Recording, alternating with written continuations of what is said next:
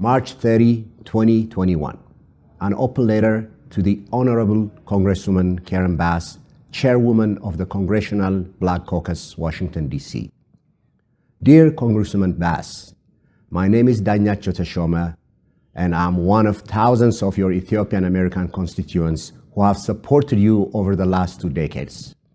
I'm writing to express my outrage at your support of the Tigray People's Liberation Front, a terrorist organization, and your brazen disregard for my birthland, Ethiopia's sovereignty. I'm currently in Ethiopia. I've been here traveling, including in Maikadra, where the TPLF's militia called Samri killed close to 1,000 ethnic Amharas before they fled to the Sudan.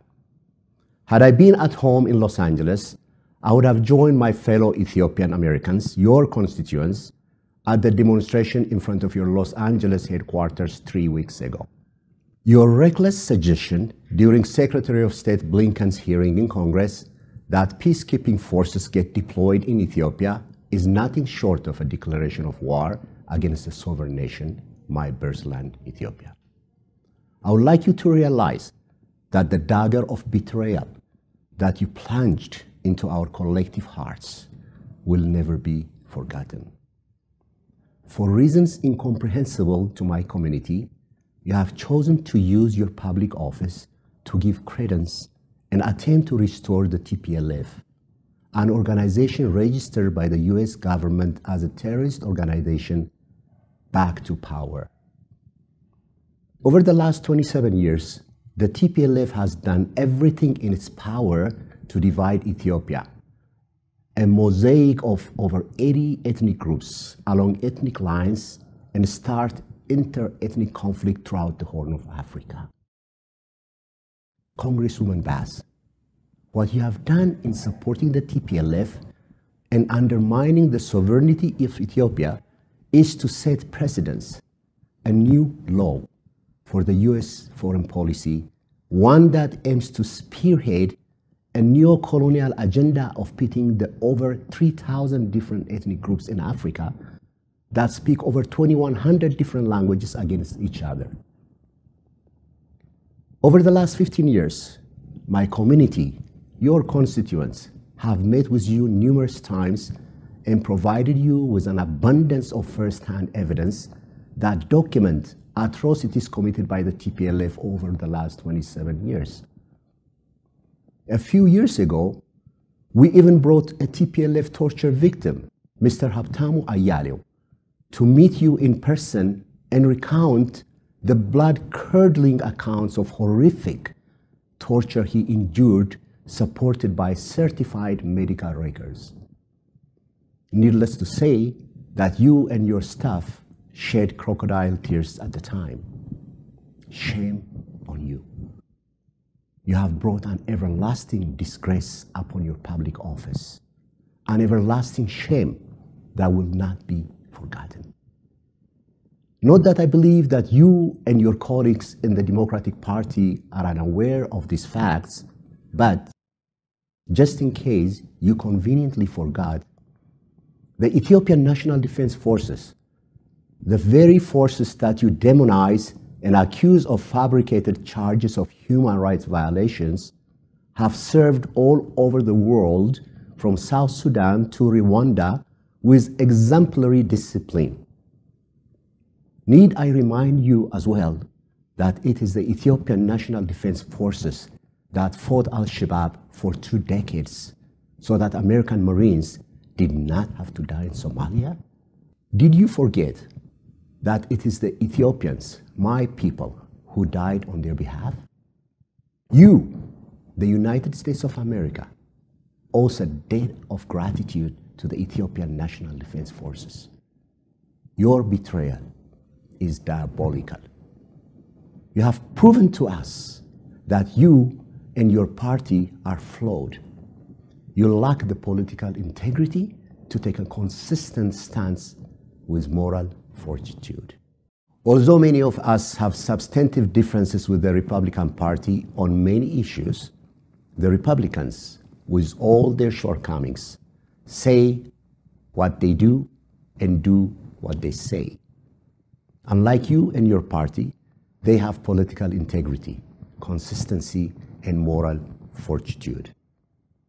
Come the midterm election, we will work tirelessly to ensure that the Republican candidates get elected to offset the balance of power in Congress. I would like to take this opportunity to call on the Republican Party, GOP state leadership, to reach out to the African diaspora, including Ethiopian American communities in all 50 states. We shall do the same. We are willing and able to help during the midterm election and beyond. In conclusion, I would like to say that you, Congresswoman Bass, have been a disappointment. You have proven to be the archetypal personification of a deceptive politician. I'm eternally disappointed. I say farewell to you and the Democratic Party. Danyacho Teshome, Los Angeles, California. ኢትዮጵያ የታላቁ ህዳሴ ግድብ ሁለተኛ ዙር የውሃ ሙሌት መርሃ ግብሯን በመጪው ክረምት እንደምታከናውን ባሳወቀች ማግስት የግብፁ ፕሬዝዳንት አብዱል ፈታህ አልሲሲ ማንንም ሰው ከግብፅ ውሃ አንድም ጠብታ መውሰድ አይፈቀድለትም በማለት ተናግረዋል።